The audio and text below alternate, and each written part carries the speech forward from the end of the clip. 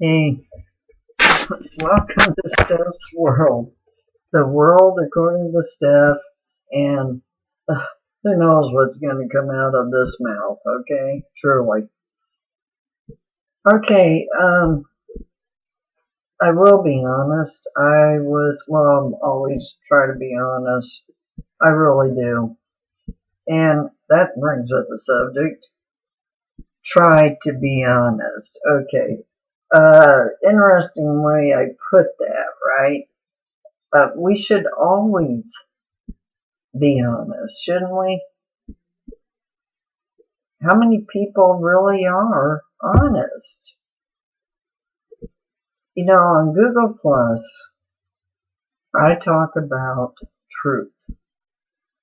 It's highly important to me. The truth about everything. Truth of living. Truth of politics. Truth of society. Truth of bringing children up.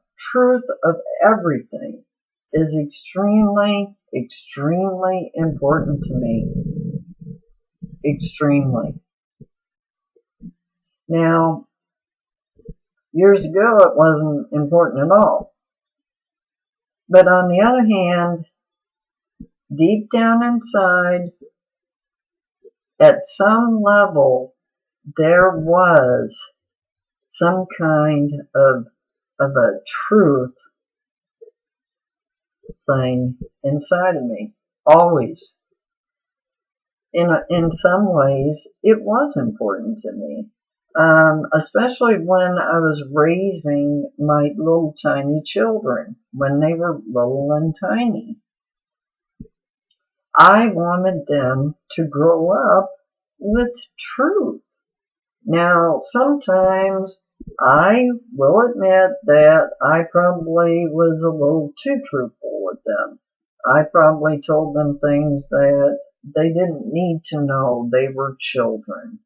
And, you know, any issues between their father and me were between their father and me, and not to be discussed with tiny children. Or I didn't need to have them hear arguments or any kind of chaos that was going on in our household.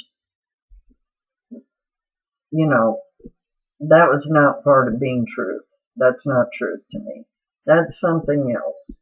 That's not a good thing, period, in my opinion, today. Today. Yes, things have changed in my life, big time. I don't think like I did 40 years ago. Not at all. Not even close. Now, there's a lot of love in my heart. There really is. And sometimes it gets me into trouble. And by trouble, I mean that sometimes I have some friends around here that sometimes they go, Steph, you're too generous, you're too this, too that, you give too much. Well, I don't agree with them. I don't agree at all. I don't think we can ever be too generous or too giving. I think we have to be that way. I think we're supposed to be that way. I think we're supposed to help people. And I do everything I can to help someone that I think needs the help, and I don't ask anything in return. I do not ask them to pay me back. I do not ask for anything. Nothing. And you know what? I was that way many, many, many years ago. When my children were babies, I was that way. So apparently, there is something inside of me that I've had probably from the moment I was born. Because even though I wanted to give and help people, then there was another part of me that wasn't so giving and helpful. I can tell you that right now. There were times in my life when I was not such a friendly person. And there was plenty of chaos running around the world, in Steph's world. Believe me. And my children had to live with that. And my family. And my husband, whichever one it was. I'm laughing because, yes, I was married more than once. Okay. I want to talk about a lot of things, actually, but I can't because it would take years to talk about all the stuff that rolls through the brain here. I have this little book, and it's called The 7 Secret Keys to Prosperity and Abundance. It's by Daniel D. Kundren, D.M.D.D. or D.D. and M.S. Okay, so he's got a few degrees, so to speak. Now, this was published in 1995, all right? And part of it is involved with something called metaphysics, okay? I probably talked about it before. It doesn't matter, by the way, whether what you believe in. I don't care. I don't care what religion you are.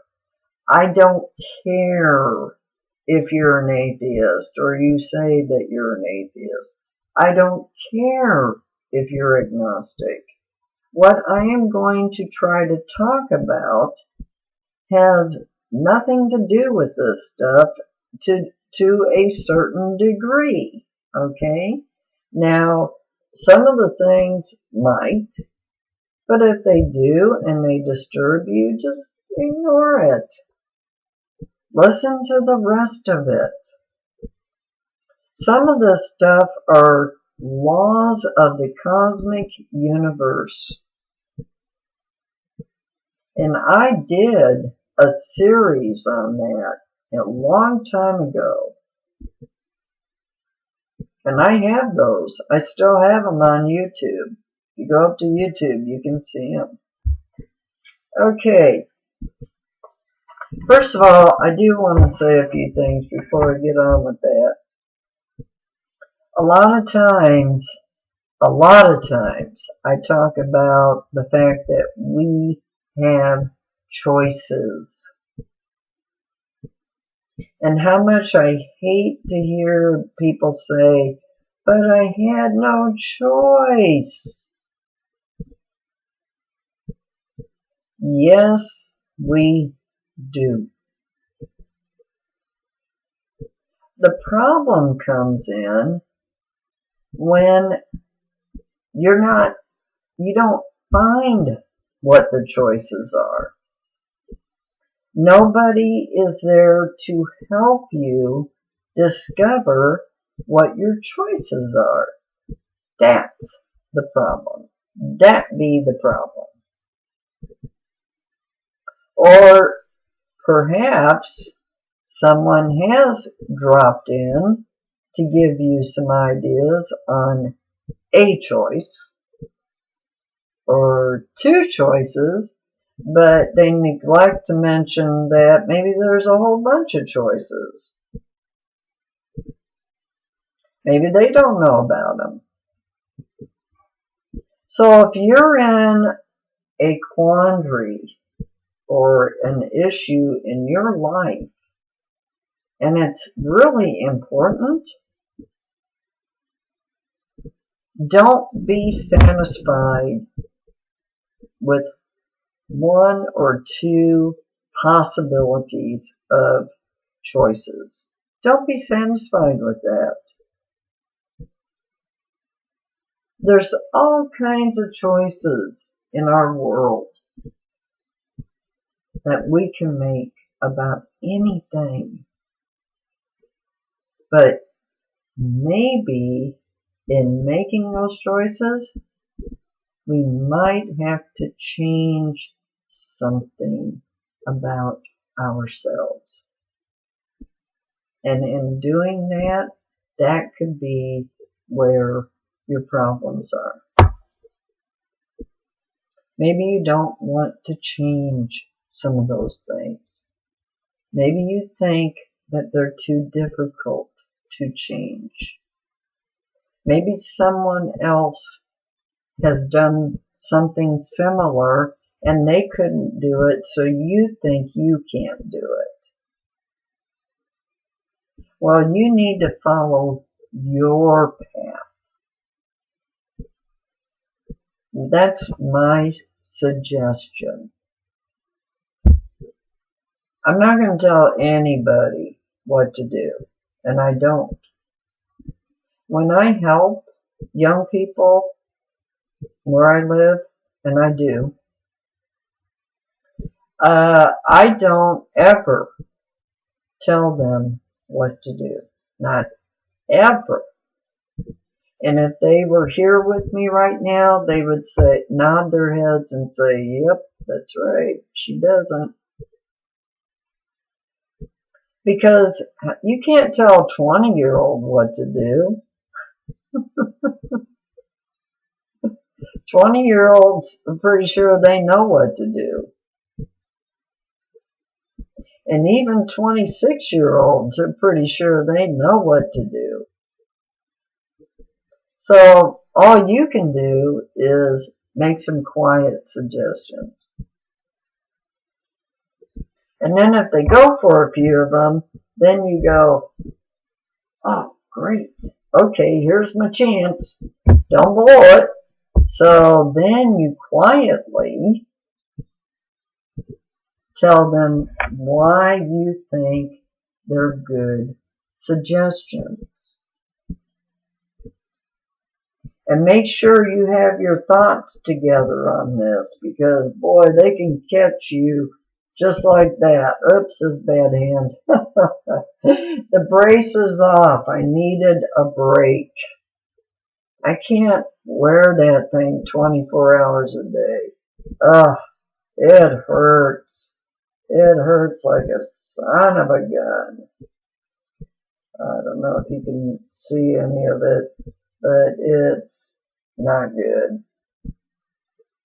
And I still don't have an appointment for another to get it operated on yet. They haven't never called me back. Maybe they think I'll not show up. I don't know. We'll be trying them again next week. But anyway, so getting back to our conversation, you know, even 40-year-olds, you have to be careful with. Anybody.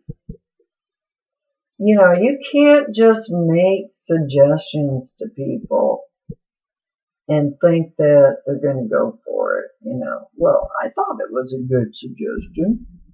It doesn't work that way. And usually you got to wait until they ask you for some kind of help. It's just the way life is. Alright, now, I'm not going to make this a long one. How about that? Shocker, shocker. Here's the preface of this book.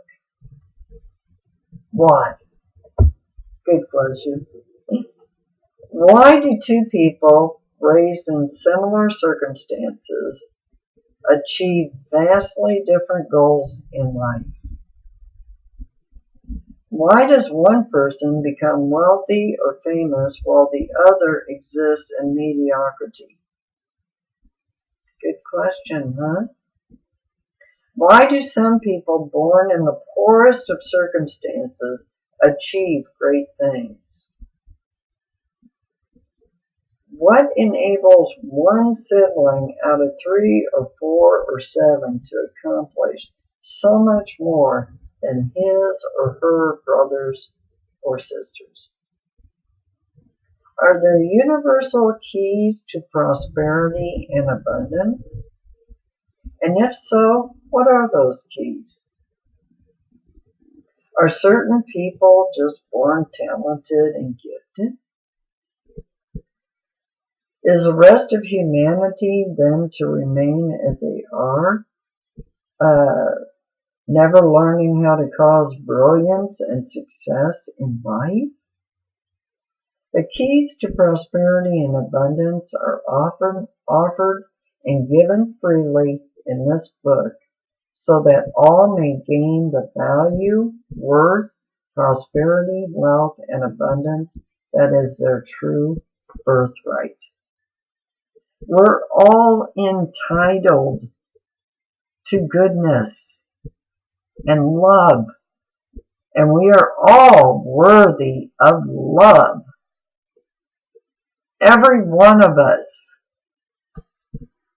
And if for some reason you have been told that you are not worthy of love, or you feel that way, wrong. Wrong, wrong, wrong. We are all worthy of love. We are all worthy of abundance and prosperity. Every one of us. And maybe it takes a while for some of us to get it, but we're all worthy of it. Every one of us. And it says right here, it doesn't matter what you were born into. It doesn't matter. Okay. This part's good. There is abundance in this universe. There are alternative sources. I love this. There are alternative sources of energy that have not been developed, and many that have yet to be discovered. I have said this many times. Many times. We cannot limit ourselves by acting like there are no other sources of energy. Is limitations. Limitations. And we can't do that. And we can't train our children to think like that either. They're the ones that are going to find the new sources. We have to start teaching and spreading the word that we must be ready for anything. That anything great can happen in our world or beyond. Anything. With the increased ability to harness greater amounts of energy, greater wealth is produced. Humanity has only begun to tap the resources of our environment. And we still have other planets, solar systems, and galaxies of energy waiting to be directed by the thinker, us. So you see, the wealth of abundance available in our physical universe is almost unlimited. It's unlimited. There are no limitations except up here. That's where we limit our own minds, our own souls. Every bit of us, we limit ourselves. But there are no limitations. And we have to realize that. Don't put them on yourself, please.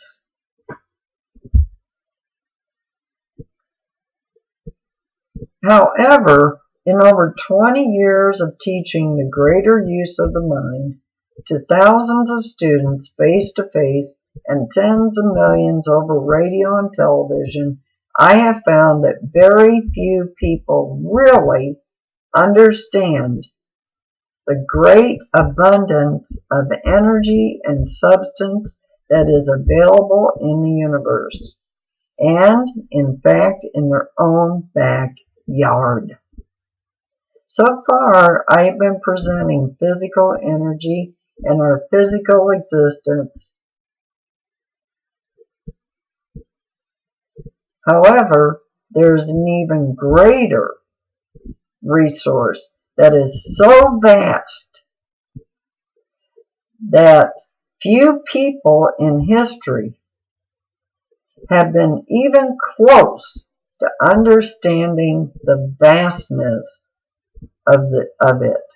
This is the power and abundance that comes from drawing upon, harmonizing with, and utilizing the inner mind.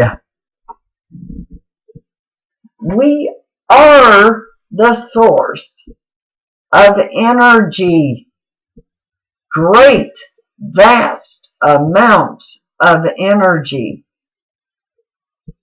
We are the source. We're like a huge light bulb inside. We really are. Everyone has a conscious mind, and everyone has an inner mind. The subconscious inner mind's duty is to fulfill all conscious desires. The subconscious mind will accomplish this duty as long as it is not blocked from doing so by the conscious or waking mind because of doubt, fear, guilt, anger, blame, jealousy, and worry. See, we have a little inventory to do. A little inventory work. That's what I like to call it. Therefore, it is important to develop a conscious waking mind that is productive. Each individual, each soul needs a conscious mind that is receptive to receiving the abundance of the universe. Each person also needs a conscious mind that causes continual forward motion in the life, and one that is willing to give up old, worn-out misconceptions and limitations as new, more expansive thoughts and ideas are understood within self. Within self. Now, I'm not going to go any further. 7 secret keys to abundance or prosperity and abundance. I'm going to stop there for now. There's a lot more I could tell you. There's a lot more I could say to you. But you know what? I have been making my videos too long. So I'm not going to do that anymore. And I'm going to hope that you will watch them, that you will pay attention to me a little bit, that you will understand that I only have the truth that I am trying to give you, the truth of life, the truth of self, the truth of all kinds of things. But it starts here. That's where it starts. I love all of you. And I hope you watch more of me. I really do, because I'm doing this a different way now. I really am. So I'm going to end this, and I'm going to call it The World According to Steph, Love and Light, Truth, One. I love y'all. Love y'all. Bye for now.